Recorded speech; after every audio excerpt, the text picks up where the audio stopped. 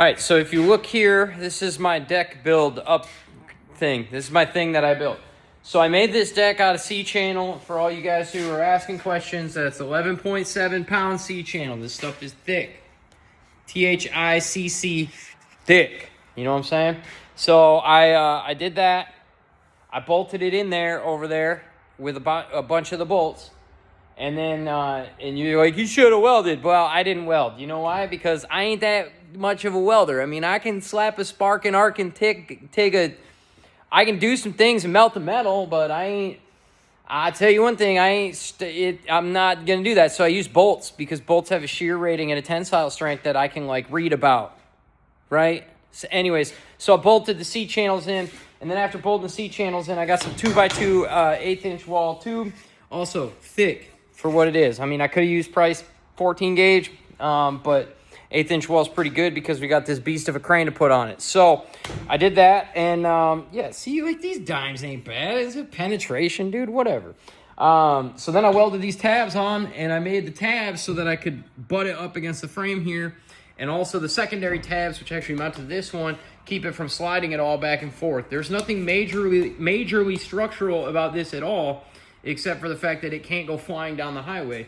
So the cool thing is I can bolt these in to the tabs, and then when it's time to paint, which is right now time because it's sunny for the first time since the planet's rotated, I can actually pick this up, right, by myself, because God forbid anybody ever come to help anybody building a bus project, right? I've been there.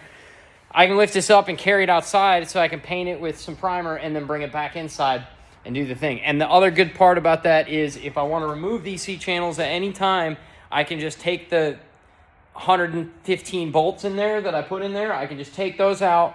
The bolts that I use for the C channel, with the exception of the extras that I drilled, I can reuse the bumper mount points and essentially just put the bumper right back on. So for anybody who's thinking about doing this, I really had to think hard about this, and my brain has hurted for a lot of weeks about doing this way.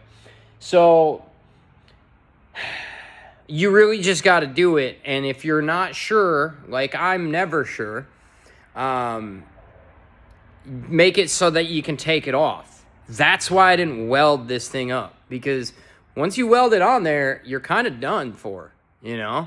Now, if I go down the road a few 100,000 of miles and I'm like, yeah, this is a great idea, then maybe I'll slap a fish plate in there and weld her on there, you know? And I probably won't. I'll probably get my buddy with a stick welder, and he's got the big, you know, the one that looks like a gravestone stick welder.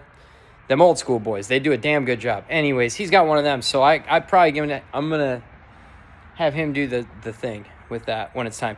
Anyways, the final portion of this is I also have a remaining piece of bus roof, because when I did the mother's attic that everybody hated on so much that I think is pretty cool, I have an extra piece of bus roof. So wouldn't it just, you know, grind everybody's gears if a guy just so happened to measure this and this, because I didn't want to put the secondary one in. Guy measures this and this, just so happens to be the same as that extra piece of roof that I have. So we might have a pergola. If it's a pergola on a bus, we'll call it a pergola.